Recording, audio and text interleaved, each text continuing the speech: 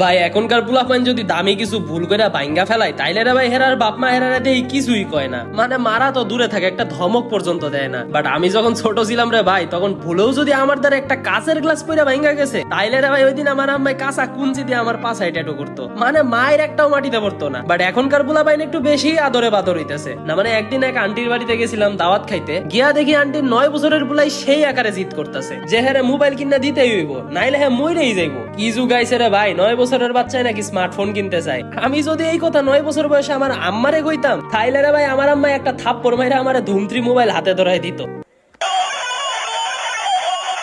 তো যাই হোক, স্বাভাবিকভাবে আঙ্কেল আন্টি অবশ্যই ওনাদের 9 বছরের ছেলের মোবাইল কিনা দিবে না, তাই আঙ্কেল আন্টি নারাজি হয় রে ভাই। ওই 9 বছরের বাচ্চায় জিদ দেখায় সামনে একটা ফুটবল আসলো, ওই ফুটবলে এত জোরে লাত্তি মারছে যে ওই ফুটবল গিয়া সামনে টিভিতে লাগা টিভির ডিসপ্লে ভেঙে গেছে। বিশ্বাস করো ভাই, ওইটা দেখে আমারই ওই পুলারে ফুটবলের মতন ছড়াই দেমন চাইতেছিল। বাট হের বাপ মা হেরে কিছুই কই নাই, উল্টা আরো কইতাছে বাবা শান্ত হও, বাবা শান্ত হও, আম্মু তোমারে কিনা দিব না, রাইগো না বাবা, রাইগো না। হ্যাঁ কি মনে মনে কইলাম, এইটা যদি আমি করতাম রে ভাই তাহলে আমার আম্মাই আমার রিমান্ডে নিত, মানে আমার ডিম থেরাপি দেওয়া হইতো ভাই। আর এই পুলাই নাকি এইসব জিদ দেখায় মোবাইল পাইয়াও গেছে। বাহ কি সুন্দর, তুই রে ভাই জিততা গেছস, কংগ্রাচুলেশন। কি